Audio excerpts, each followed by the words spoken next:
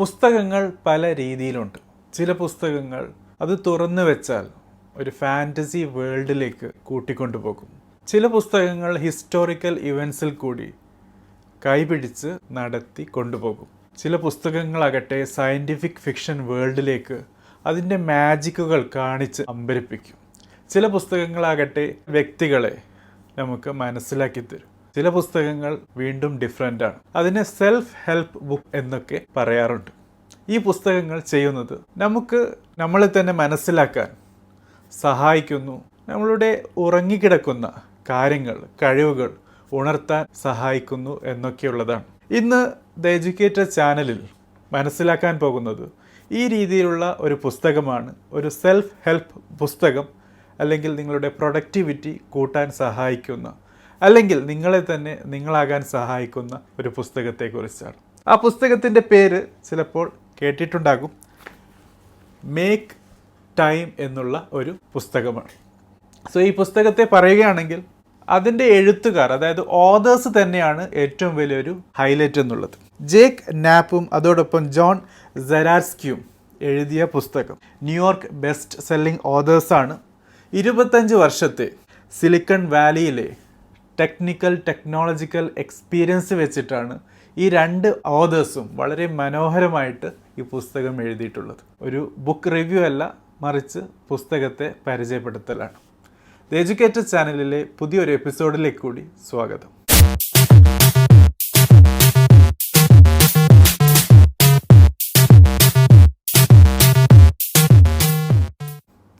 So friends, ഇൻട്രൊഡക്ഷനിൽ പറഞ്ഞതുപോലെ Jake നാപ്പും John സെരാർസ്കിയും വളരെ മനോഹരമായിട്ടാണ് പുസ്തകം മേക്ക് ടൈം എന്നുള്ള തലക്കെട്ടോട് കൂടി എഴുതിയിട്ടുള്ളത്. How to focus on what matters every day എന്നാണ് ഇതിൻ്റെ ഒരു ടാഗ് ലൈനായിട്ട് വന്നിട്ടുള്ളത്. സോ നമുക്ക് മനസ്സിലാക്കാൻ പറ്റുന്നത് പോലെ നമ്മുടെ സമയത്തെ വിലപിടിപ്പിക്കാൻ, വിലമതിക്കുന്നതാക്കാൻ, അല്ലെങ്കിൽ ആ സമയത്തെ വാല്യുബിൾ ആക്കാൻ സഹായിക്കുന്ന പല കാര്യങ്ങളും ഈ പുസ്തകത്തിൽ അടങ്ങിയിട്ടുണ്ട് എന്നാണ് പൊതുവെ പറയാനുള്ളത്. ഏതായിരുന്നാലും ഈ രണ്ട് ഓതേഴ്സിൻ്റെയും പ്രത്യേകത, ഇവർ സിലിക്കൺ വാലിയിൽ വർക്ക് ചെയ്തു എന്ന് മാത്രമല്ല, ഇന്ന് കാണുന്ന ടെക്നോളജിക്കൽ ലീപ്പിൻ്റെ നെടും തൂണായ യൂട്യൂബ്, ഗൂഗിൾ, ജിമെയിൽ കോർ ടീമിലെ അംഗങ്ങൾ കൂടിയായിരുന്നു. ജേക്ക് നാപ്പ് ആണെങ്കിൽ ഗൂഗിൾ വെഞ്ചേഴ്സ്, ജിമെയിൽ പോലുള്ള പ്രൊഡക്റ്റിൻ്റെ മെയിൻ ടീമിലായിരുന്നപ്പോൾ, ജോൺ സെരാർസ്കി അദ്ദേഹം യൂട്യൂബ് പോലുള്ള വളരെ അട്രാക്റ്റീവായ പ്രൊഡക്റ്റിനെ കസ്റ്റമേഴ്സിൻ്റെ മുമ്പിൽ കൊണ്ടുവരാൻ സഹായിച്ച ഒരാളായിരുന്നു. സോ ഇവർ രണ്ടുപേരും സമയത്തെ എങ്ങനെ കണ്ടെത്താം, 24 hours എന്നുള്ള ആ സമയത്തിൽ എന്ന ടോപ്പിക്കുമായി ബന്ധപ്പെട്ട് പല കാര്യങ്ങൾ മനസ്സിലാക്കി എഴുതിയ ഒരു നല്ല പുസ്തകം തന്നെയാണ്. സോ ഇന്നത്തെ ഈ എപ്പിസോഡിൽ നമുക്ക് 5 മെയിൻ കാര്യങ്ങളാണ് ഈ പുസ്തകവുമായി ബന്ധപ്പെട്ട്, ഈ പുസ്തകം എഴുതിയ തീമുമായി ബന്ധപ്പെട്ട് പറയാനുള്ളത്. സോ ആദ്യത്തെ കാര്യം എന്നുള്ളത്, എന്തുകൊണ്ടാണ് സമയത്തെ ഇത്രയും പ്രീഷ്യസ് എന്ന് പറയുന്നത്? പല കൂട്ടുകാർക്കും സമയത്തിൻ്റെ വില അത് മനസ്സിലാക്കി കൊടുക്കാൻ ബുദ്ധിമുട്ടാണ്. അവർ പറയും കാശ്, പണം, മണി, വെൽത്ത് അതൊക്കെയാണ് കൂടുതൽ പവർഫുൾ ആയിട്ടുള്ളത്, അല്ലെങ്കിൽ വിലമതിക്കുന്ന സാധനമായിട്ടുള്ളത്. സമയത്തിന് വില കൽപ്പിക്കാറേ ഇല്ല എന്നുള്ളതാണ്. പക്ഷേ ചെറിയൊരു ഉദാഹരണം, നമുക്ക് പണം, മണി, വെൽത്ത് എന്നുള്ളത് ഉണ്ടാക്കാൻ പറ്റും. നമുക്കത് സേവ് ചെയ്ത് കുമിഞ്ഞ് കൂട്ടി കൊണ്ടുവരാൻ പറ്റും, ഡെപ്പോസിറ്റ് ചെയ്യാൻ പറ്റും. പക്ഷേ ഈ പറഞ്ഞ കാര്യങ്ങളൊന്നും സമയത്തിൻ്റെ കാര്യത്തിൽ, ടൈമിൻ്റെ കാര്യത്തിൽ പറ്റില്ല എന്നുള്ളതാണ്. എല്ലാവരുടെ ജീവിതത്തിൽ നിന്നും സമയം ഇറങ്ങിപ്പോകുകയാണ്. ഒരു കൈക്കുമ്പിൽ വെള്ളം എത്ര ശക്തിയായി പിടിക്കാൻ ശ്രമിക്കുന്നു, എത്ര എളുപ്പത്തിലാണ് ഈ വെള്ളം നമ്മുടെ കയ്യിൽ നിന്നും ഊറിപ്പോകുന്നത്. അതുപോലെയാണ് സമയവും. ശക്തമായി, ബുദ്ധിപരമായി എത്ര ശ്രമിച്ചാലും ഒരിക്കലും നമുക്ക് സമയത്തെ പിടിച്ചു നിർത്താൻ പറ്റില്ല എന്ന കാര്യം വളരെ സത്യമാണ്. അതുകൊണ്ട് തന്നെ മണിയേക്കാൾ, വെൽത്തിനേക്കാൾ, ഫിനാൻഷ്യൽ ബെനിഫിറ്റിനേക്കാൾ, എന്തിനേക്കാളും ഏറ്റവും കൂടുതൽ വില കൊടുക്കേണ്ടത് സമയത്തിനാണ്. സമയത്തിൻ്റെ വില മനസ്സിലാക്കാതെ പോയാൽ തീർച്ചയായും ദുഃഖിക്കുക തന്നെ ചെയ്യും. ഇനി രണ്ടാമത്തെ കാര്യം മനസ്സിലാക്കാനുള്ളത്, മേക്കിംഗ് ടൈം എന്നുള്ള ഈ പുസ്തകത്തിൻ്റെ തലക്കെട്ടിൽ മനസ്സിലാക്കുന്നത് സമയത്തെ ഉണ്ടാക്കുന്നതല്ല, മറിച്ച് നമ്മളുടെ കയ്യിലുള്ള സമയത്തെ വാല്യുബിൾ ആക്കുക എന്നുള്ള ഒരു കാര്യമാണ്. എല്ലാവരുടെയും ഒരു ദിവസം സ്റ്റാർട്ട് ചെയ്യുമ്പോൾ 24 hours എന്നുള്ള ആ ക്ലോക്കിൽ നിന്നും 7 to 8 hours ഉറങ്ങിപ്പോകുന്നു. ബാക്കിയുള്ള സമയം നമ്മൾ എന്ത് ചെയ്യുന്നു? ഒരു മൊബൈൽ ഡിവൈസിൻ്റെ മുമ്പിലോ ഒരു ടാബിൻ്റെ മുമ്പിലോ ലാപ്ടോപ്പിൻ്റെ മുമ്പിലോ അല്ലെങ്കിൽ വേറെ ഏതെങ്കിലും മെഷീനിൻ്റെ മുമ്പിലോ ആലോചിക്കാതെ ഒന്നും മനസ്സിലാക്കാതെ തള്ളിക്കളയുന്ന ഒരു സാധനമായി സമയം മാറിപ്പോകുമ്പോൾ മനസ്സിലാക്കേണ്ടത് ഈ സമയം കൊണ്ട് നമുക്ക് പല കാര്യങ്ങളും നല്ല കാര്യങ്ങൾ ചെയ്യാൻ പറ്റും.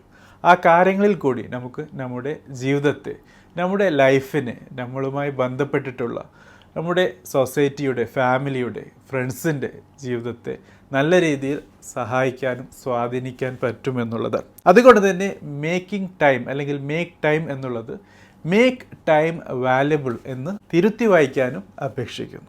മൂന്നാമത്തെ കാര്യമാണ് ഡിജിറ്റൽ ഏജ്. നമ്മളൊക്കെ വളരെ പ്രൗഡായിട്ട് പറയുന്ന ഒരു കാര്യമാണ്. നമ്മൾ ജീവിക്കുന്നത് ഡിജിറ്റൽ ഏജിലാണ്, ഇൻഫർമേഷൻ ഏജിലാണ്, ഇൻ്റലിജൻസ് ഏജിലാണ്, സോഷ്യൽ മീഡിയയുടെ ഏജിലാണ്, നവമാധ്യമങ്ങളുടെ ഏജിലാണ്. അങ്ങനെയുള്ള പല കാര്യങ്ങളും. ഒരു മൊബൈൽ ഡിവൈസ് സ്റ്റാർട്ട് ചെയ്താൽ അതിൽ മിനിമം 10-ൽ കൂടുതൽ ആപ്ലിക്കേഷനെങ്കിലും കാണാൻ പറ്റും. അതിൽ ഓരോ ആപ്പിലും പല രീതിയിലുള്ള അട്രാക്റ്റീവായ കാര്യങ്ങൾ ഇതിൻ്റെ എൻജിനീയേഴ്സും ഇതിൻ്റെ ടെക്നോളജിസ്റ്റും അവരുടെ സമയവും കാശും ഇൻവെസ്റ്റ് ചെയ്ത് ഒരു കസ്റ്റമറിനെ അല്ലെങ്കിൽ ഒരു വ്യൂവറിനെ എത്രത്തോളം പിടിച്ചു നിർത്താൻ പറ്റും എന്ന കാര്യം ഗവേഷണം ചെയ്ത് റിസർച്ച് ചെയ്ത് ഉണ്ടാക്കിയ കാര്യങ്ങളാണ്. അതുകൊണ്ട് തന്നെ നിങ്ങൾക്ക് നിങ്ങളുടെ കൂടുതൽ സമയം ഒരു മൊബൈൽ സ്റ്റാർട്ട് ചെയ്താൽ അതിൽ ഫേസ്ബുക്ക് എടുത്തു, ഇൻസ്റ്റാഗ്രാം എടുത്തു, സ്നാപ്ചാറ്റ് എടുത്തു, വാട്സാപ്പ് എടുത്തു, അങ്ങനെ മാറി ചെയ്ത് അത് വീണ്ടും ഒരു ലൂപ്പിൽ പോയി 1, 2, 3 മണിക്കൂർ ചുമ്മാ പോകുന്നത് നമുക്ക് പോലും മനസ്സിലാകുന്നില്ല, അറിയുന്നില്ല എന്നുള്ളതും ഈ ടെക്നോളജിസ്റ്റിൻ്റെ അല്ലെങ്കിൽ റിസർച്ചേഴ്സിൻ്റെ കഴിവ് തന്നെ എന്ന് മനസ്സിലാക്കാതെ വയ്യ. അതുതന്നെയാണ് ഈ ഓതേഴ്സിനെ, അതായത് ജേക്ക് നാപ്പിനെയും ജോൺ സെറാസ്കിയെയും ഇരുത്തി ചിന്തിപ്പിച്ചതും എങ്ങനെ ഈ ഒരു ഡിജിറ്റൽ ഏജിൽ സമയത്ത് സേവ് ചെയ്ത് നമുക്ക് വാല്യബിളായ കാര്യങ്ങൾ ചെയ്ത് തീർക്കാൻ അല്ലെങ്കിൽ ആ രീതിയിൽ നമ്മുടെ ജീവിതത്തിന് ഒരു അർത്ഥം കൊണ്ടുവരാൻ സഹായിക്കാം എന്ന ഒരു പോയിന്റ് അല്ലെങ്കിൽ ഒബ്ജക്റ്റീവ് വെച്ചിട്ട് കൂടിയാണ് ഈ പുസ്തകം എഴുതിയിട്ടുള്ളത്. നാലാമത്തെ കാര്യം വളരെ ഇൻട്രസ്റ്റിംഗ് ആയതാണ്. അതായത് ഈ പുസ്തകം രചിച്ചിട്ടുള്ളത് 2 മെയിൻ തീം വെച്ചിട്ടാണ്. ഏതൊരു പുസ്തകമാവട്ടെ, ഒരു റിസർച്ച് പേപ്പർ ആകട്ടെ, ഒരു ജേർണൽ ആകട്ടെ, ഏത് കാര്യവും എഫക്റ്റീവ്നെസ് കാണിക്കുന്നത് പ്രത്യേകമായിട്ട് ഏത് വിഷയത്തിലാണ് അത് എഴുതിയിട്ടുള്ളത് എന്ന് വെച്ചിട്ട് തന്നെയാണ്. തീർച്ചയായിട്ടും മേക്ക് ടൈം, സമയം ഉണ്ടാക്കുക എന്നാണെങ്കിൽ പോലും എങ്ങനെയാണ് സമയം കളയുന്നത് എന്ന കാര്യം വളരെ കൃത്യമായിട്ട് തന്നെ പുസ്തകത്തിൻ്റെ തുടക്കത്തിൽ പറഞ്ഞു വെച്ചിട്ടുണ്ട്. ബിസി ബാൻഡ് വാഗൺ മൈൻഡ് സെറ്റും അതോടൊപ്പം ഇൻഫിനിറ്റി പൂൾസ്, ഈ 2 കാര്യങ്ങളിൽ കൂടിയാണ് നമ്മൾ നമ്മളുടെ സമയം കൂടുതൽ കളയുന്നത്. എന്താണ് busy bandwagon mindset? പൊതുവെ ഒരു ദിവസം സ്റ്റാർട്ട് ചെയ്യുമ്പോൾ പല കൂട്ടുകാരും വളരെ ബിസിയാണ്. അവർക്ക് ബാക്ക് ടു ബാക്ക് ഷെഡ്യൂളുണ്ട്, ടാസ്കുണ്ട്, കാര്യങ്ങളുണ്ട്.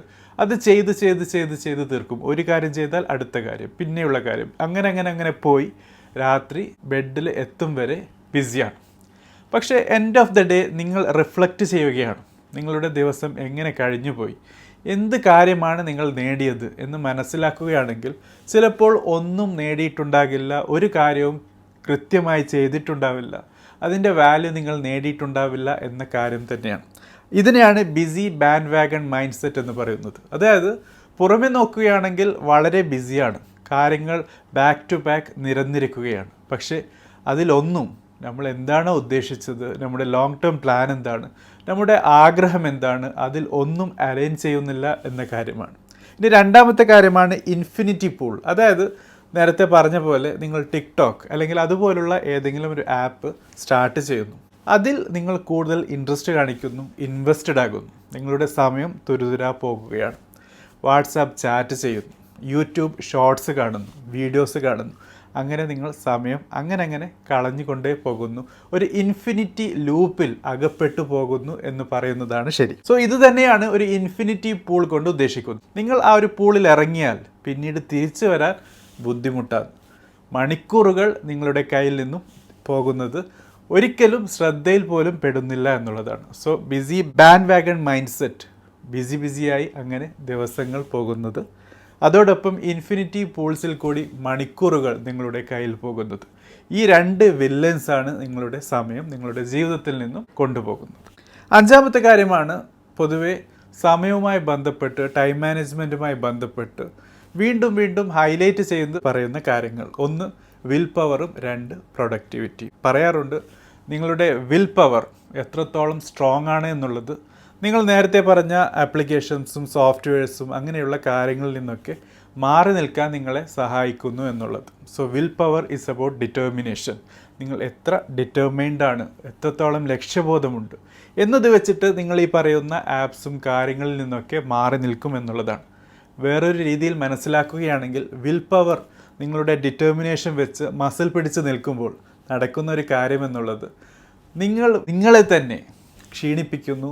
ഇങ്ങനെ മസിൽ പിടിച്ച് നിന്ന് വിയർ ആൻഡ് ടിയർ സംഭവിക്കുന്നു നിങ്ങളുടെ കാര്യത്തിൽ എന്നുള്ളതാണ്. സോ അങ്ങനെ കൂടുതൽ എനർജി, ഊർജം ഉപയോഗിച്ച് മാറി നിൽക്കുമ്പോൾ നിങ്ങൾ ക്രിയേറ്റീവായി ഉപയോഗിക്കേണ്ട നിങ്ങളുടെ എനർജി ഈ മസിൽ പിടിച്ച് നിന്നത് കൊണ്ട് തന്നെ പോകുന്നു എന്നുള്ളത് ശ്രദ്ധേയമാണ്. അതുകൊണ്ട് വിൽ പവർ ഒരിക്കലും മേക്ക് ടൈം എന്നുള്ള ഒരു കാര്യത്തിലേക്കുള്ള വഴിയല്ല. അതോടൊപ്പം മനസ്സിലാക്കേണ്ട വേറൊരു കാര്യമാണ് പ്രൊഡക്ടിവിറ്റി. നമുക്കറിയാവുന്നതുപോലെ കൂടുതൽ കാര്യങ്ങൾ ചെയ്യുക എന്ന ഒരു ടോപ്പിക്കുമായി ബന്ധപ്പെട്ട് പൊതുവെ പറയുന്ന കാര്യമാണ്. സോ ഇത് ബിസി ബാൻഡ് വാഗൺ മൈൻഡ് സെറ്റിലേക്കുള്ള ഒരു ട്രാപ്പ് കൂടിയാണ്. അതായത് കൂടുതൽ കാര്യങ്ങൾ ചെയ്യുന്നു, അപ്പോൾ കൂടുതൽ കാര്യങ്ങൾ ക്യൂവിൽ വന്ന് നിൽക്കുന്നു, അത് വീണ്ടും വീണ്ടും ചെയ്യുന്നു, ചെയ്ത് ഒരു അർത്ഥവുമില്ലാതെ വളരെ കൂടുതൽ കാര്യങ്ങൾ ചെയ്യുന്നു. പക്ഷേ ആ ചെയ്യുന്ന കാര്യങ്ങളൊന്നും നിങ്ങളുടെ ലോങ് ടേം വിഷനോ പ്ലാനിങ്ങിനോ നിങ്ങളുടെ ആഗ്രഹങ്ങൾക്കോ ഒരു രീതിയിലും കോൺട്രിബ്യൂട്ട് ചെയ്യാത്ത അവസ്ഥ വരുന്നു എന്നുള്ളതാണ്. സോ പ്രൊഡക്ടിവിറ്റി എന്നുള്ളത് ഒരിക്കലും നിങ്ങളുടെ ക്വാളിറ്റി എഫേർട്ടിനെ സ്വാധീനിക്കുന്നില്ല എന്ന കാര്യം കൂടി മനസ്സിലാക്കേണ്ടതാണ്. സോ അഞ്ചാമതായി പറഞ്ഞ കാര്യം വിൽ പവറും പ്രൊഡക്ടിവിറ്റിയും വളരെയധികം തെറ്റിദ്ധരിക്കപ്പെട്ടിരിക്കുന്നു. അതുകൊണ്ട് തന്നെ മേക്ക് ടൈം എന്നുള്ള കാര്യത്തിലേക്കുള്ള ഒരു പോം വഴിയല്ല എന്ന കാര്യം കൂടി ശ്രദ്ധിക്കേണ്ടതാണ്. അവസാനമായി പറഞ്ഞു വെക്കാനുള്ളത്, ഈ പുസ്തകത്തിൻ്റെ റിവ്യൂ തീർച്ചയായിട്ടും ചെയ്യും. പക്ഷേ അതിന് മുമ്പായിട്ട് ഈ പുസ്തകത്തെ പരിചയപ്പെടുത്തുന്നത് 4 കാര്യങ്ങൾ ഈ പുസ്തകത്തിൽ വളരെ കൃത്യമായിട്ട് ഇതിൻ്റെ ഓതേഴ്സ് എഴുതിയിട്ടുണ്ട്. ഹൈലൈറ്റ്, ലേസർ ഫോക്കസ്, എനർജൈസ്, അതോടൊപ്പം റിഫ്ലക്റ്റ്. ഈ 4 കാര്യങ്ങൾ ചെയ്യുന്നതിൽ കൂടി എങ്ങനെ നിങ്ങൾക്ക് നിങ്ങളുടെ സമയത്തിൽ നിന്നും സമയത്തെ കണ്ടെത്താം, ആ സമയത്തിന് കൂടുതൽ വാല്യൂ നൽകാം, ആ വാല്യൂ നൽകുന്നതിൽ കൂടി നിങ്ങൾക്ക് നിങ്ങളുടെ ജീവിതത്തിൽ അർത്ഥം കൊണ്ടുവരാം, നിങ്ങളുടെ ലോങ് ടേം പ്ലാനിങ് എങ്ങനെ നടത്താം, ആ ലോങ് ടേം പ്ലാനിങ്ങിൽ കൂടി നിങ്ങൾ ആഗ്രഹിച്ച ആ ഒരു ഒബ്ജക്റ്റീവിലേക്ക് എത്തിച്ചേരാം എന്നൊക്കെയുള്ളതാണ്. തീർച്ചയായിട്ടും ഒരു നല്ല ചിന്ത, ഒരു നല്ല ലക്ഷ്യം, അതിലേക്കുള്ള വഴി എന്നുള്ളത് സ്റ്റാർട്ട് ചെയ്യുന്നത്, തുടക്കം കുറിക്കുന്നത് അതിലേക്കുള്ള ചിന്തയിൽ കൂടിയാണ്. സോ മേക്ക് ടൈം, സമയം കണ്ടെത്തുക അല്ലെങ്കിൽ ഉണ്ടാക്കുക എന്ന ഈ പുസ്തകത്തിൻ്റെ തലക്കെട്ട് നമ്മുടെ എല്ലാവരുടെ ജീവിതത്തിലും വളരെ കൂടുതൽ സ്വാധീനം ചെലുത്തേണ്ടതാണ്.